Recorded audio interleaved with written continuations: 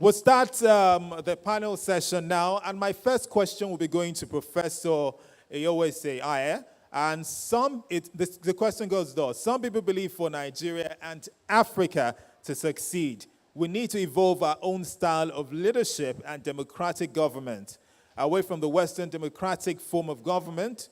Do you think this is possible? And I also like to add that a lot of people have been clamoring that the youth should join politics, and it's quite, a two-edged sword. Some people have said with the current happenings, how youth are living their lives and things we're hearing about them, that youth are not ready to take the mantle of leadership. So, Professor, I'd like to have your take on this. The question I am supposed to deal with is whether Nigeria or Africa should find their own indigenous systems of governance so as to break away from what seems clearly not to be working today. My answer is yes and no. We, before colonization, had different kingdoms, different emirates. We even had a caliphate here in the north, and at least we had 2 republics, and this is before colonization. And I happen to be a member of that republic before we were colonized. And I'm talking of the Tiv Republic. And I don't think there are any of you here who knows whether there's an ethnic group in Nigeria called Tiv or not. Can I see with a show of hands if there is any young man who believes there is an ethnic group in Nigeria called Tiv, T-I-V? Your hands, please, okay. If you know. I know. Okay, fantastic. I know. Fantastic.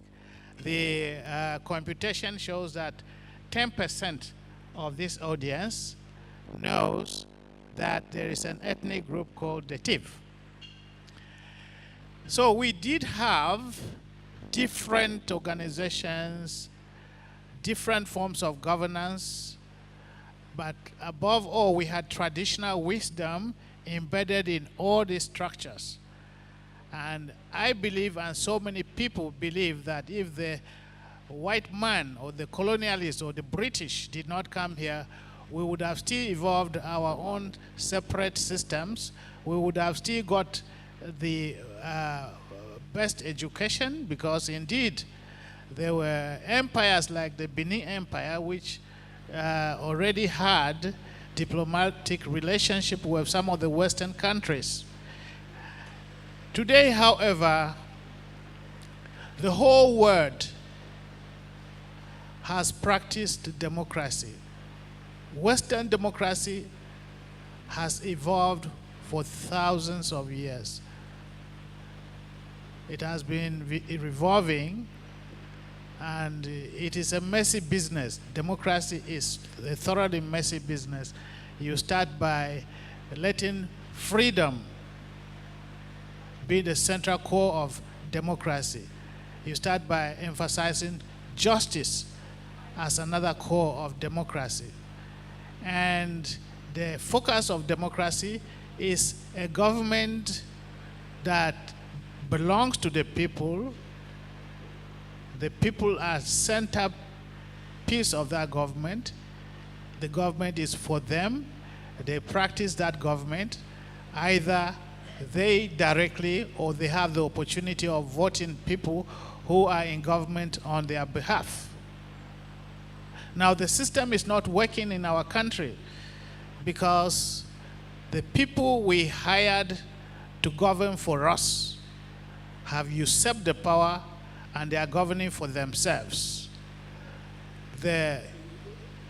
We need to ask ourselves, how many people in Nigeria are benefiting from the system of governance that we have today? How many people take salaries from government?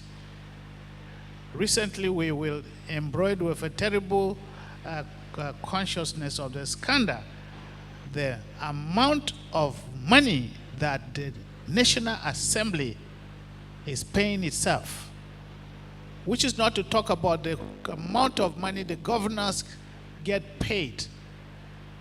And in return, the civil servants also get paid, but the rest of the people are not happy. A government's greatest responsibility and duty is to make the people happy. Now, dare we now say, let us go back to the past?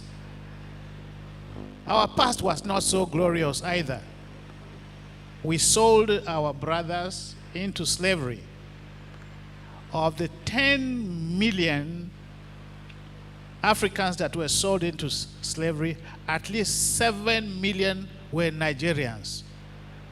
And so we have Nigerians who are now part of the diaspora, who are part of blacks everywhere in the world, and they are looking up to this great country to succeed, so that they will now be proud to say, we are Africans.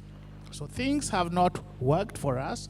Nigeria is almost on the point of saying we are at war. There's no day that we don't hear Fulani headsmen have killed people here or there, or that armed bandits have kidnapped somebody, or that one ethnic group is having internal communal crisis and is claiming life. We are not safe. There is no infrastructure in this country to take care of the teeming young people we are producing. Our population is growing, and if you go back in history to 1966, when we had our first coup d'etat, the young people that toppled the government then, what were they crying about? They were crying about corruption. They were crying about nepotism. They were crying about inefficiency. They even were crying about civil servants and the legislature that were paid far too much than they deserve. Now wind up from that 1966, when Nigeria had only 55 million people, to now when we have over 180 million Nigerians, and you get the same complaints coming. This democracy is not working. It's not working because it's a Nigerian democracy. It's not working because we borrowed from the West.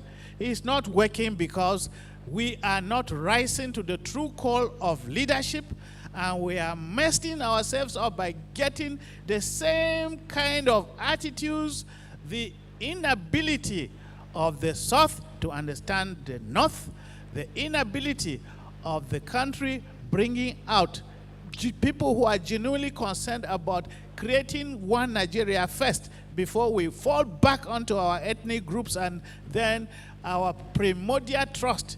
We trust people who speak the same language with us. We trust people that we know. We are not growing.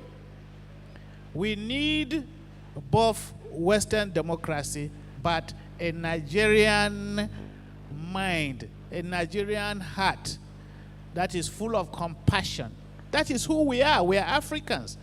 And this is why South Africa can create somebody like Mandela, who will say that he's not prepared to accept apartheid, and in the same sense, he's not also prepared to work for black to dominate the white. Democracy, justice, equity, fair play.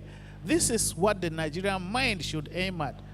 The Western neoliberal democracy actually is a little bit of a problem because it has a particular history that is from the West. Is how they fought the religious wars, they went through corruption, they had a Magna Carta, and they developed into the Westphalian system, which established the nation states, and it went further nation states started having their revolutions. We had the American Revolution that came first, then the French Revolution, and the consequence of all these revolutions was that we had world wars. Africa participated, and Africa, with the help of our enlightened black people in America, and great people like Awo and Zikiwe, and again people like Sir Ahmadu Bello of the North. These were people who conceived of a Nigeria, a great Nigeria, a country that will become a leading nation in the world, that will make us proud.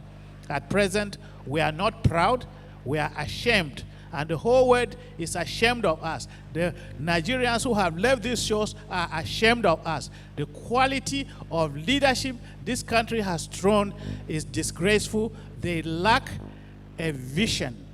They lack a platform of bringing and cohering people together so that we can face a destiny that we will be proud to be Nigerians and live together as brothers. Being the motto of this organization, we are searching for that missing link. And when we find it, Nigeria will once again be a great country, and we will unite all our diverse ethnicities. We'll be proud of our ethnic groups. We'll be proud of our religious diversity. Everybody will be free to practice whatever religion he believes in. He will pray in whatever way he prays, and even those who choose not to pray at all, they will be welcomed. That is the Nigeria we are looking and hope to have. Thank you.